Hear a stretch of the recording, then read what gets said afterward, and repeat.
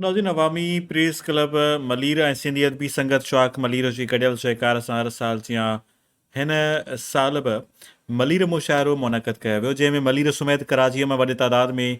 शाइरनि अदीबनि सियासी समाजी कारकुननि वॾे तादाद में शिरकत कई। हीअ अदबी महफ़िल अवामी प्रेस क्लब मलीर में ॾिठल मलीर मुशाइरे में ख़ासि महिमान शाइरा अमृता ॾाहिरी हुई, जॾहिं सदारत बुज़ुर्ग शाइर इक़बाल शाहीन हो। मुशाइरे में 35 खां वधीक सीनियर शाइरनि शिरकत कई। पंहिंजी नकोर दिलि खे छुहींदड़ शाइरी पेश कंदे महफ़िल खे रंगीन रुमानवी बनायो। मुशाइरे जो महफ़िल में शिरकत करण में क़ौमी रुमानवी शाइर गफ़ूर शाह तक़वी, इक़बाल शाहीन, असगर महराई, अमृता ॾाहिरी, इमदाद लाशारी, मुजीब सिंधी, कंबर भट्ट, सिकंदर सरवाण, अब्दुल मजीद आसम, इम्तियाज़ दानिश, अब्दुल गफ़ार अब्द, कमर सिंधी, अब्दुल गनी अब्बासी, जमशेद ज़ोहरानी, सज्जाद अली शाह,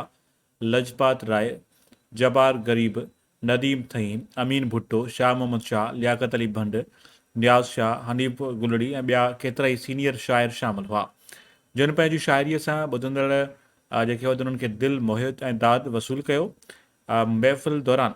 प्रेस क्लब जे सदर ऐं शाइर जमशेद ज़ोहरानी पंहिंजे शानदार अंदाज़ में शाइरी जी ज़िम्मेवारी संभाली शिरकत करण सियासी अॻुवाननि ऐं इशफ़ाक़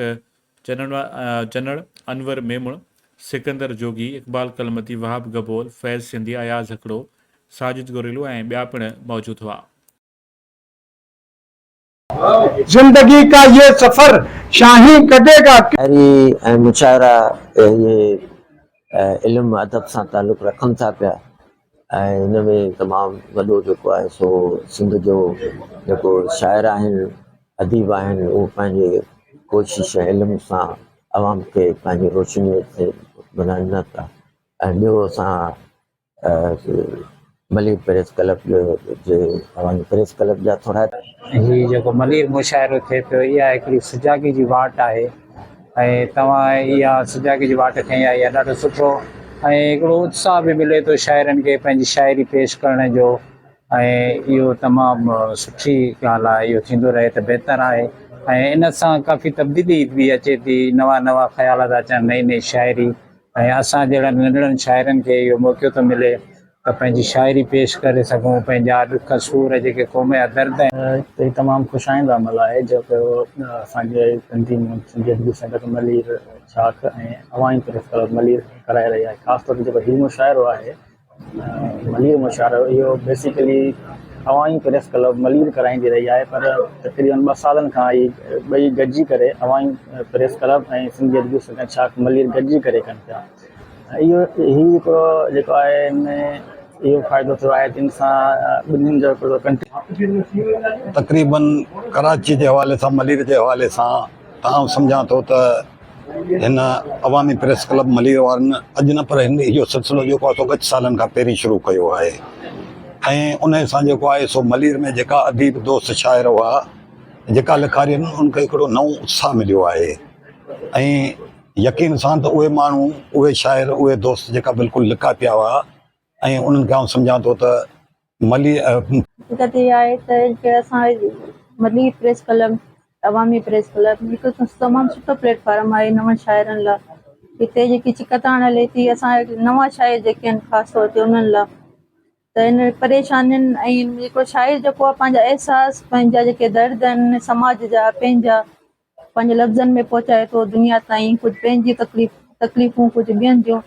तमामु सुठी रिवायत आहे जेको हर साल अवामी प्रेस क्लब जा मलीर शाखी तरफ़ां मिले। साईं तमामु बहितरीनु ॻाल्हि सभु खां पहिरीं तव्हां मलीर अवामी प्रेस क्लब जेका आहे उनखे घणी खां घणी वाधायूं ॾींदुसि जंहिं मलीर अदबी संगत शाख सां गॾिजी करे घणो क्रेडिट मलीर प्रेस क्लब खे वञे थो। उन्हनि हिकिड़ो ही शइ खे ज़ाहिर कयो ऐं मलीर में मुशाइरो क़ाइमु करायो ऐं हूअं बि असांजे अवल त मलीर मुशाइरो जेको दोस्त कनि पिया असांखे नींदनि जी वॾी महिरबानी। ॾिठो वञे त साईं हीअ बि हिकिड़ी जागरत आहे,